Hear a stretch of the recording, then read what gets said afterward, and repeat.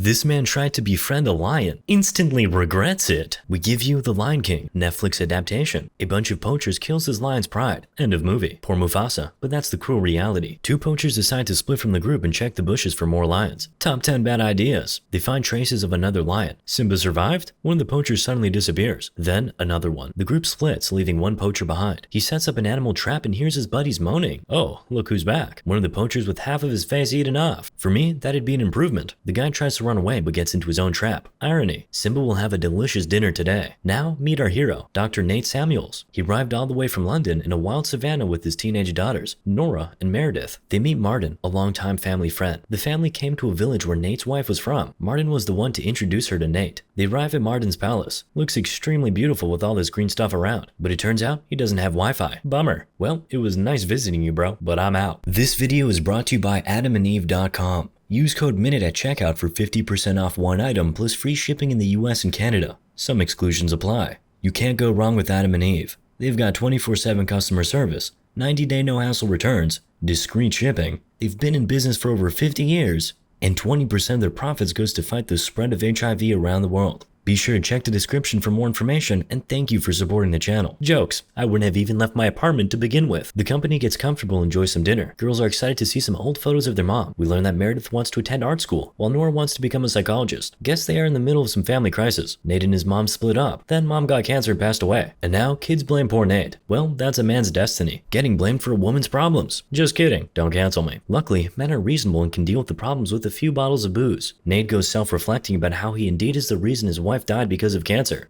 Not sure this is how that works. But he's a doctor here, so who am I to argue? The next day, our gang goes on a safari to admire some of Africa's stunning creatures. They arrive at the abandoned school to meet Banji, Martin's buddy and colleague. Martin goes to meet the lions he rose from cubs. Do those kitty cats remember their daddy? Oh, they sure do. Look how cute they are. Cute little kittens that can eat your face off in a second. Martin spots the girl lion Nandi has an injured paw, probably a wound from a bullet. The gang goes to a nearby village to ask the locals what they have heard about poachers. Imagine arriving in the village and finding some dude wearing a lion skin coat. That would be awkward. Nora mentions she's heard about anti-poachers, people who shoot down poachers, and Martin hides his sight. Whoa, is this a real thing? Nice excuse for a human safari. Anyway, our anti-poachers gang arrives in the village, passing by one of the poachers' trucks we've seen in the beginning. The village is inhabited by Sangha people who are very kind and polite. They speak the Venda language, and the girls speak it too. Oh wait, I heard about this one. Imbambe. Or is that from another village? Anyways, where's everybody? The place looks empty. Martin goes into the long house and immediately spots the kind people. Unfortunately, they all died due to a deadly death. Who did this? Looks like a lion. A vengeful one. Time to leave the friendly place, but Nora is missing. Nate runs around trying to find her. Oh, there she is. She's just in shock after seeing a dead cow. Urban people probably think burgers grow on trees. Actually, these days, they do. They drive from the village and spot a local on the road. He's hurt really bad. Nate runs for the medical kit while Martin covers the local. Nate returns to the fella, but it seems like he's gone to the wind. Martin splits up and goes searching. As we've learned, it's a bad thing to do in this movie. I mean, what's the point? There's a lion on the loose. I know, but it's Africa, and it's precisely the point of this place. But it's Martin on the loose now. He spots a lion's traces by the lake. The lion is somewhere close. Behind you! We hear a gunshot. Nate hears it too, and goes to check it out. Yes, leave your kids behind. What could possibly happen? They're in a car, and lions can't open doors. Or so I've been told. Now Meredith goes outside to play hero, but not for long. We hear a loud roar that makes Nate run back. Boom! Right into the window. Almost. Too bad the other window is down. The lion grabs Nate, and man versus nature happens while the girls try to start the car. They drive off, but the two women on the wheel hit a tree after 5 seconds of driving. Woman moment. The girls panic and Nate tries to calm them down. Suddenly, they hear a radio. It's Martin. He's alive, but he's torn up like a piece of paper. The lion got him good. Nate tries to give him first aid on the radio, but just like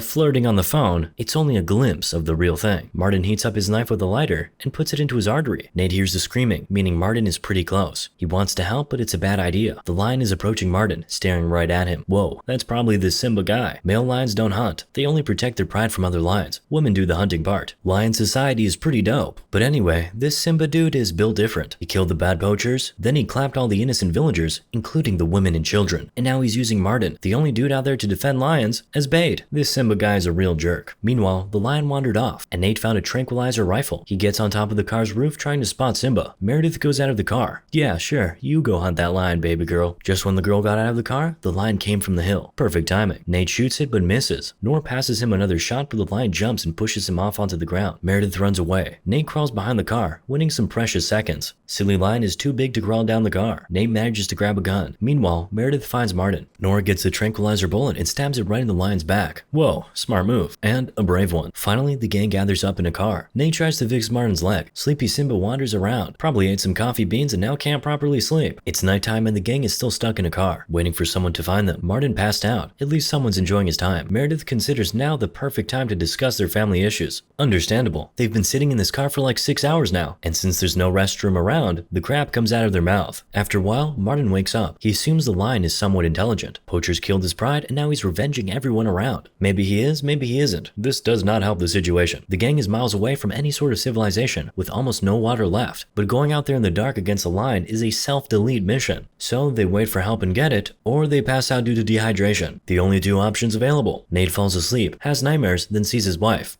Ex-wife. Then Nate wakes up and asks Meredith for her forgiveness. He says he loved her mom, but things just couldn't work out. Sometimes a man has to choose between a beloved wife, the mother of his children, and an addiction to Japanese cartoons. The two things just don't get along well. But before Meredith can answer, they hear a radio giving some signals. Then a car approaches. People, hurrah! Oh, it's poachers with guns. A quieter hurrah. But who else would wander around in this place at night? Nate goes out of the car to negotiate with the poachers. It's a tense situation, but for $5 grand, poachers will help them out. I know, it sounds more than a typical Uber ride, but Nate is a lousy diplomat too. The deal is almost done, but then poachers open the car and see Martin, and they spot an anti-poacher. Whoops. Things escalate quickly. Poachers decide to take Nate's daughters by force, beating him down. Game over? Not yet. It's Simba time. I can't believe he actually said the line. The sleeping giant jumps out of the bushes and claps one of the poachers. The chaos begins. Poachers run after the lion, and Nate uses the situation to steal one of the trucks. Darn, it's got no keys. Daughters doubt their father doesn't know how to hotwire a car. That's kind of racist. Nate gets the walkie-talkie and finds the poacher who drove the truck and has the keys. After a few dead bodies, Nate finds the lake and the lion. Quietly, he hides behind the tree, and daughters begin to call him. These women just can't stop making problems. Nate hides the darn thing in a pile of crap, but the lion still comes to the spot, sniffing the weird load that makes sounds. Where's Nate? Sitting on a tree, trying to keep his shit together. He's all alone, with the snake. Can you leave the man alone for at least a minute? Before it bites Nate, he grabs the snake and throws it down on the lion, scaring him away. Meanwhile, a walking dead poacher wants to get inside the car. The girls don't let him in. Dad prohibits another man in his household before marriage. Understandable. Nate walks into the lake and stumbles into the lion again. They just can't live without each other. Simba jumps on a tree where Nate hides, but the girls annoy him by beeping the car, so he goes away. Finally, they did something. Nate finds a guy in yellow and takes his keys. He tells the girls he's going back and grabs an AK. Meanwhile, the kitty cat returns to the girls, kindly asking them to stop beeping the car. Then, Simba realizes there's a broken window, and he can take the wheel off to be 100% sure there will be no beeping, which scares our gang. The girls manage to escape and hide in the poacher's car. Martin fights the lion, and all the fighting gets the truck down the cliff. Game over. Or is it? Simba is injured but still alive. Martin is alive too, getting all covered with petroleum. Oh, I smell a genius idea. Martin gets his zippy. Light up. Nate finds his daughters alive in peace. Almost. Meredith got hurt. Just a scratch. Trust your dad. He's a doc. Nate checks out the fired up truck and pays respect. It's morning now and our gang moves fast, searching for some sort of civilization. But given where they are, they can only find an abandoned school that they saw yesterday. They get in. The place looks like a hideout for poachers. Meredith is hurt bad, so they search for some first aid. Nate finds some bondage and alcohol, but pours it into his daughter. What a waste. Nate goes out to search for some water, but guess who's back? It's Simba time. I can't believe you said the line again. What can possibly stop this beast? Simba walks straight into the school like he has studied here before. He finds the girls, they scream, and Nate returns just in time to spook it with his gun. They relocate to another place where Nate hides the girls. Then he grabs his knife and calls the lion for a classy one-on-one duel, Call of Duty style. They get outside the school and start fighting. Nate does pretty well for a man against the lion. Suddenly, Martin's friendly pride spots them and comes for help. Now it's 2 lions on Simba. The battle finishes for good. Banji arrives for help. Perfect timing. Just when everything has been sorted out. Nate wakes up in a hospital with his girls near him. It's all over. Later, they return to the savannah to take a photo of where their mom used to hang out. Moral of the story? I'm just like this lion. In fact, my doctor says I'm morbidly a beast. Hey, what is up guys? Scarce here. Just kidding. It's your old pal Minute Movies.